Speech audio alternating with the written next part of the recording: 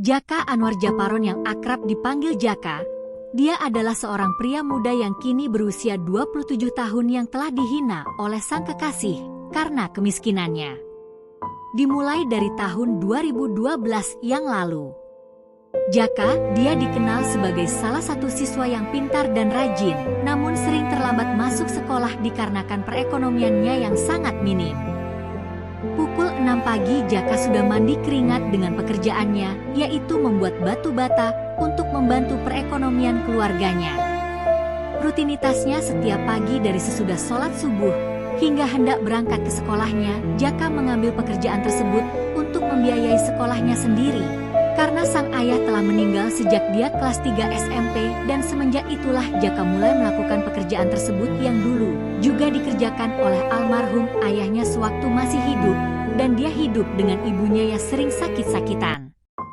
Walaupun demikian Jaka tidak pernah mengeluh dengan kehidupannya dan dia selalu menyayangi ibunya. Namun rutinitas tersebut membuat waktu belajarnya menjadi sangat berkurang dan sering terlambat masuk sekolah. Karena tempat dia sekolah berjarak 4 km dan ditempuh dengan berjalan kaki setiap hari. Suatu hari di hari Senin, Jaka nampak terburu-buru menyelesaikan pekerjaannya dan langsung berlari menuju ke sekolahnya tanpa membersihkan badan terlebih dahulu.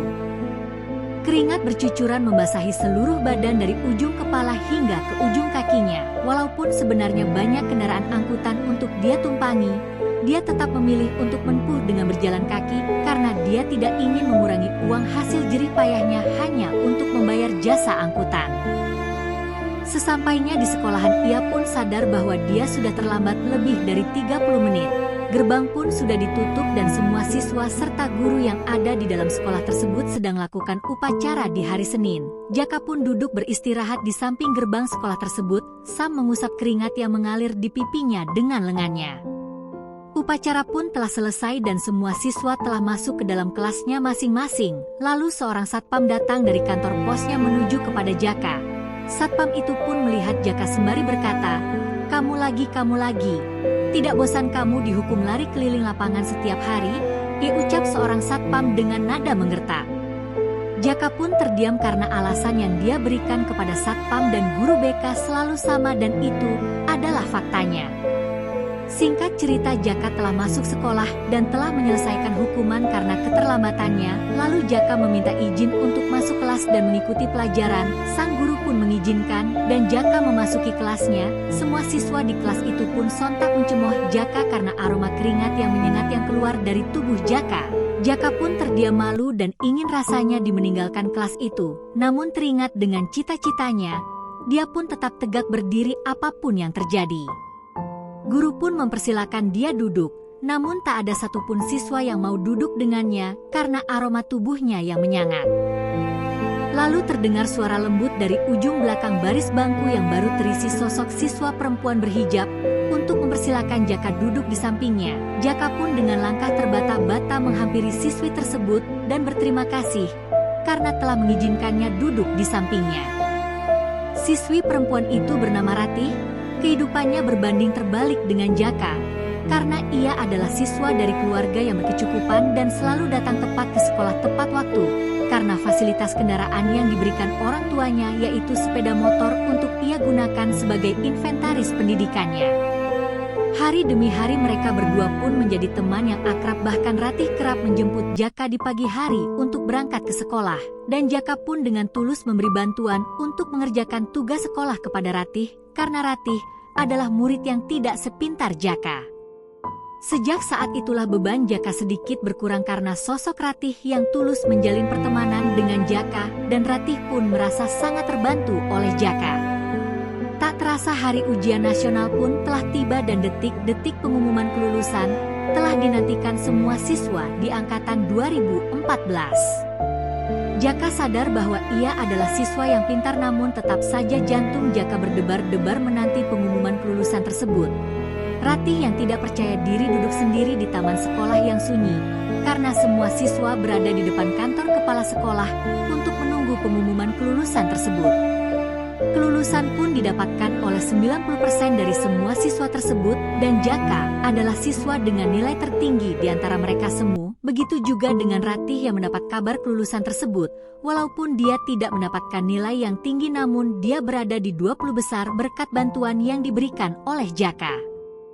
Sejak saat itu kehidupan mereka berpisah. Ratih yang melanjutkan pendidikannya ke perguruan tinggi di luar negeri karena ekonomi keluarganya yang berkecukupan, dan Jaka melanjutkan pendidikannya di dalam negeri dari bantuan negara karena kecerdasannya. Sejak saat itu tak ada koneksi lagi antara Ratih dan Jaka. Hari demi hari, tahun demi tahun telah berlalu. Kini Jaka yang sedang fokus dengan pendidikannya sembari merawat ibunya yang sudah lansia. Dulu dari remaja, sekarang telah menjadi pria dewasa yang penuh dengan beban kehidupannya. Dan sekarang Jaka telah memiliki kekasih yang selalu dia kagumi di kampusnya, dan mereka telah menjalin hubungan selama 1 tahun. Wanita itu bernama Ningsih yang berasal dari keluarga kaya raya.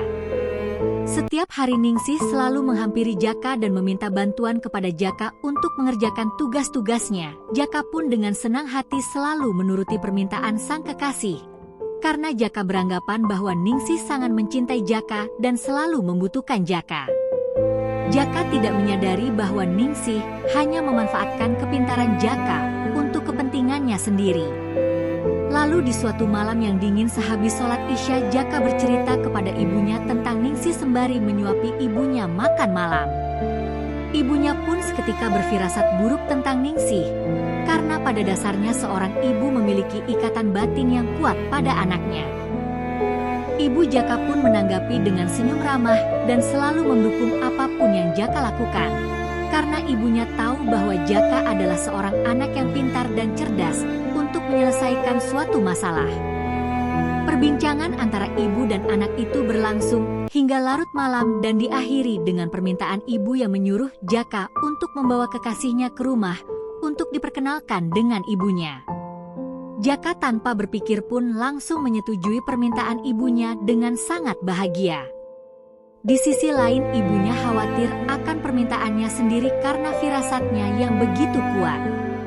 Keesokan harinya waktu jam istirahat, Jaka menemui Ningsih di kantin yang sedang istirahat bersama teman-temannya dan langsung menyampaikan pesan ibunya kepada Ningsih di depan teman-teman Ningsih.